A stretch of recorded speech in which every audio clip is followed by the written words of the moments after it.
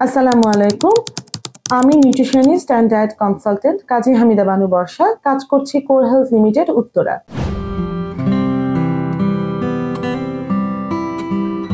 আজকে যে কথা নিয়ে আমি কথা বলতে এসেছি সেটা হচ্ছে লিভার বা লিভার সংক্রান্ত বিষয় নিয়ে। লিভারের বাংলা নাম কলিজা বা যকৃৎ। কলিজা বা যকৃতে যে বিষয়টি আমরা উল্লেখ করি প্রথমেই, সেটা হচ্ছে ধমনী এবং শিরা দুটারই একটা অবস্থান রয়েছে। হৃৎপিণ্ড থেকে ধমনী আসছে এবং সেখান থেকে শিরা হয়ে গ্যাস্ট্রোইন্টেস্টাইনাল ট্র্যাক্ট হয়ে আমাদের বডিতে অনেকভাবে লিভারের মাধ্যমে কিন্তু রক্ত সঞ্চালিত হচ্ছে। মূলত লিভারে যেটা হয় সেটা রক্ত তঞ্চন হয় বা লিভারে হচ্ছে ফ্যাট সঞ্চিত অবস্থায় থাকে। সেক্ষেত্রে বেসিক্যালি গ্লুকোজ সঞ্চিত অবস্থায় থাকে।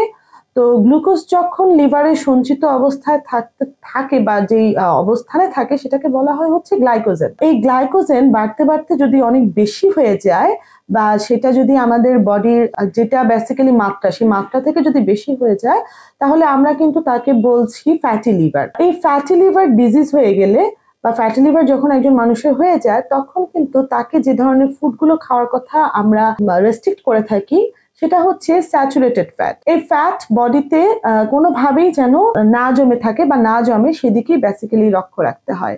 তাছাড়াও লিভারের আরো যে ধরনের ডিজিজ গুলো আছে সেটা হচ্ছে hepatitis A, hepatitis B, hepatitis C. আমরা হেপাটাইটিস এ নিয়ে জাতীয়ভাবে, হেপাটাইটিস বি নিয়ে জাতীয়ভাবে কাজ করেছি বা বাংলাদেশ সরকারও কাজ করেছে। পাশাপাশি কিন্তু হেপাটাইটিস সি যখন হয়ে যায়, সেখান থেকে অনেক ধরনের সমস্যার সৃষ্টি হয়।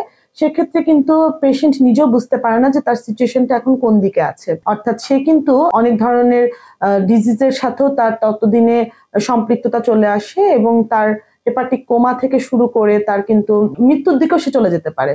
তো লিভার সম্পর্কে আপনার সচেতন হওয়া খুব বেশি জরুরি। লিভার যদি আপনার ভালো থাকে, আপনার বিলিরুবিন যদি কন্ট্রোলে থাকে, এসজিপিটি, এসজিওটি যদি আপনার কন্ট্রোলে থাকে, তাহলে আপনি লিভার সংক্রান্ত যে কোনো ধরনের ডিজিজ থেকে নিজেকে রক্ষা রাখতে পারবেন। তাই রেগুলার চেক আপ করাটাও খুব জরুরি। পাশাপাশি হচ্ছে কার্বোহাইড্রেট জাতীয় খাবার খাওয়া, লো সোডিয়াম যুক্ত খাবার খাওয়া, এক্ষেত্রেও আপনাকে খেয়াল রাখতে হবে। ধন্যবাদ সবাইকে। আপনার লিভারের যত্ন নিন, আপনি ভালো থাকুন, পরিবারকে সুস্থ রাখুন।